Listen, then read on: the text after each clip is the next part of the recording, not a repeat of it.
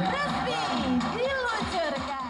Memperingati Hari Sumpah Pemuda yang jatuh pada tanggal 28 Oktober mendatang, pemerintah Kota Palembang menggelar lomba edukatif kultural seperti lomba kostum karnaval, pameran temporer, hingga launching logo Museum Kota Palembang Sultan Mahmud Badarudin II pada Rabu 25 Oktober 2023. Kegiatan ini sendiri berlangsung meriah lantaran diisi dengan berbagai penampilan tari tradisional hingga tari massal yang melibatkan 300 orang penari dari jenjang SD, SMP, dan SMA binaan Dinas Kebudayaan Kota Palembang di halaman Museum Kota Palembang Sultan Mahmud Badarudin II. PJ Sekda Kota Palembang Gunawan mengatakan, kegiatan ini merupakan terobosan untuk melestarikan budaya di Palembang.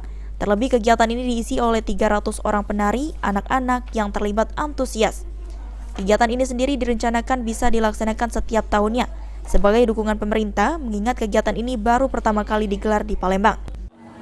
Jadi hal ini hal yang sangat bagus dan ini merupakan mungkin ini terobosan karena tadi juga ada tarian sampai lebih kurang 300 anak-anak kecil.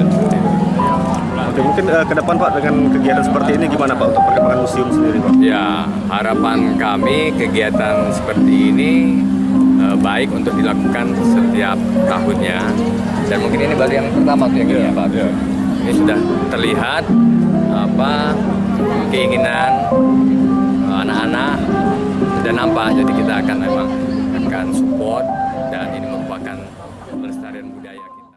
Ditambahkan Gunawan, keberadaan Museum Kota Palembang Sultan Mahmud Badarudin II akan dipercantik secara bertahap agar kedepannya bisa menjadi wadah bagi masyarakat untuk berkreasi dan mengenal sejarah. Sandi Pratama, PAL TV.